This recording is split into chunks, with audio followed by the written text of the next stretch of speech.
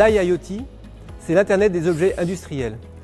On s'adresse aux entreprises de manufacturing ou d'industrie de process et on s'intéresse à la donnée dans l'ensemble du cycle de vie de la production, de la conception d'un produit, sa production, mais également sa chaîne logistique jusqu'à sa distribution et son utilisation.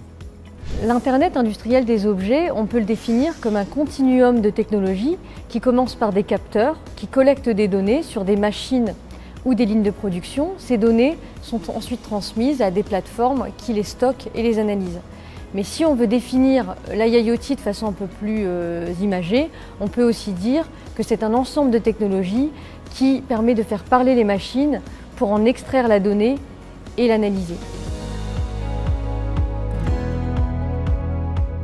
Il y a de multiples cas d'usage de l'IIoT et par exemple, à partir de données qui sont collectées sur des machines, on va pouvoir anticiper les pannes et donc faire intervenir des opérateurs de maintenance avant que la panne ne survienne, ce qui va permettre de maximiser le taux d'utilisation des machines, de gagner en performance et de réduire les coûts de maintenance.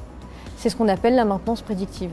Dans l'IIoT, on s'intéresse aux données de production spécifiquement et donc il s'agit de produire mieux, plus vite, sans sacrifier la qualité.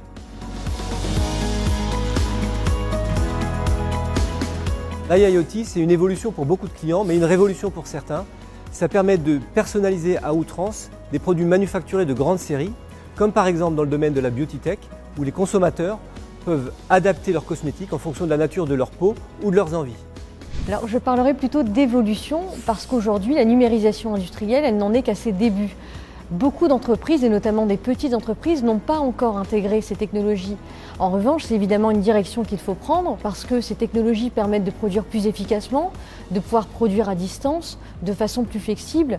Bref, ce sont des avantages indéniables pour les entreprises industrielles.